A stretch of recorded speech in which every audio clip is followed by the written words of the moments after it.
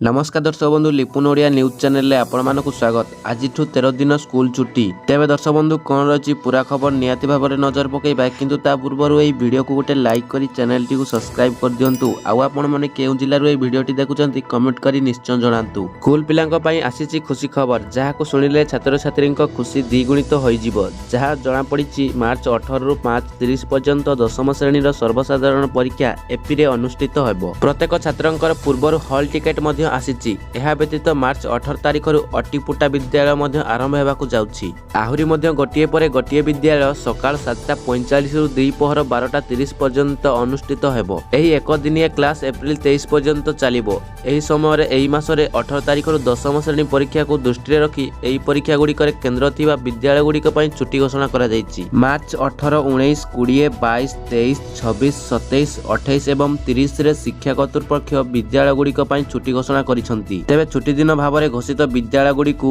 मार्च 24 एवं 31 रे कार्य करिवाकू पड़िबो। अधिकारी माने कहिसंती जे सेमानकु एप्रिल 7, 13, 14 एवं 21 मध्ये कार्य करिवाकू पड़िबो। ग्रामांचल रे ग्राम पंचायत एवं आरडब्ल्यूएस अधिकारी सहयोग रे प्रत्येक विद्यालय रे पानीय जल सुविधा व्यवस्था कराजिबा उचित एवं स्वास्थ्य विभाग सहयोग रे विद्यालय रे ओआरएस पैकेट उपलब्ध करिवाकू व्यवस्था करा जाउछि।